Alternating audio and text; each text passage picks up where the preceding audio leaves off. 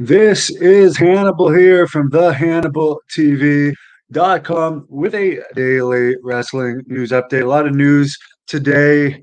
Apparently, as of right now, the Young Bucks, Bryan Danielson and Adam Page, all aren't on the big pay-per-view from New Uniondale, Long Island this weekend, the Nassau Coliseum. You would think that with Ric Flair under contract, they would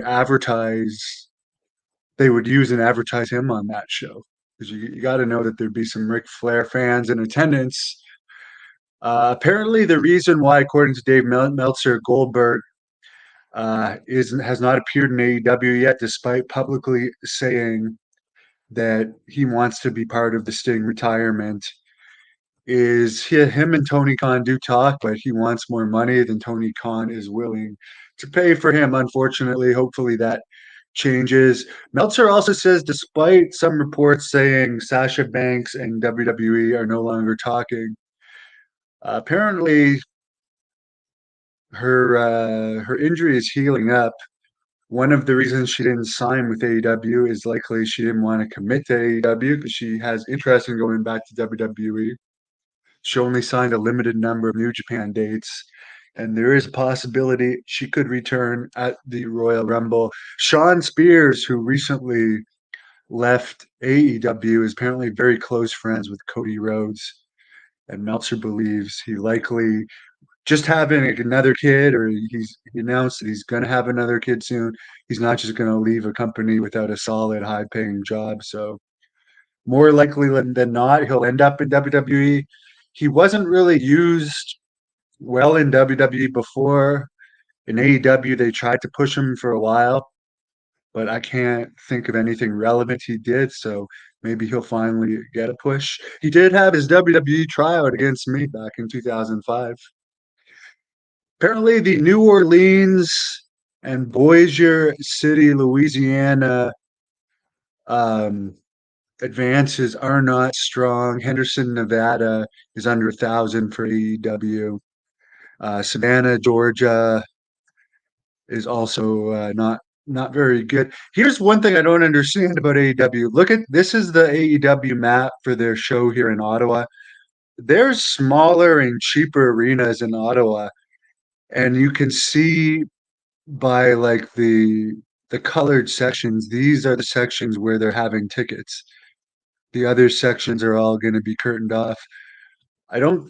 I mean, there's got to be a reason to it, but I don't understand why you would rent such a big arena when there's smaller arenas where the atmosphere would be a lot better than having a huge arena curtained off in Ottawa. And these aren't tickets that are sold. These are just tickets where there's going to be available seats. The rest is going to be curtained off. So it's strange to me. And this arena is actually in Canada, Ontario. It's outside of Ottawa. So from where I live, it's like 45 minutes. There's a nice arena, very historic for wrestling, downtown Ottawa Civic Center that holds about 10,000. That would have been a much better atmosphere, but I guess Tony Khan likes to go to big arenas and have them curtained off for whatever reason.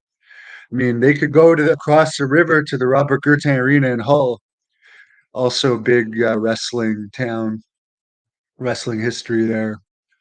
It holds 5,000, and that would also have been a great atmosphere. In other wrestling news, apparently WWE now has a partnership with All Japan. Don't expect a partnership with New Japan anytime soon with WWE. They're very solid with AEW.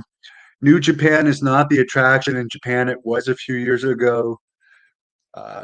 They're struggling for their house shows right now to sell tickets. A lot of their wrestlers are signing with AEW. And also, more news on the Von Erich movie. I was listening to the Wrestling Observer Radio. Dave Meltzer mentioned that the reason Doris Von Erich, Fritz's wife, got a divorce was after Chris's death. She felt that he had too much pressure on Chris. Also, unlike in the movie where she wasn't watching Carrie's win over Ric Flair at the Cotton Bowl, she was there celebrating with everyone else. Meltzer also mentioned that Chris, despite being small, the Von Erichs were so popular when he was a kid that he was living life like a rock star since he was 12. So he had a short life, a lot of issues, but he had a lot of excitement in his life too. But obviously very tragic. Jack Kilby, who it's his birthday today, executive vice president, Great North Wrestling, no gimmicks guy on social media. Happy birthday to him. He saw the Iron Claw movie today for his birthday, and he's going to do a review of it as well. Wish everyone a great evening. Dynamite, by the way, did a great number this week. I think it did. Let me look that up. I'm sorry. I just remembered. I forgot to write it down. Dynamite did a great holiday rating, it highest rating in 10 weeks.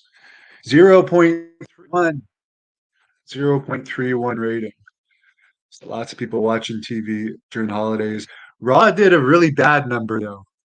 Raw did a horrible number this week. I mean, for Raw. Yes, I'm disorganized. The Raw rating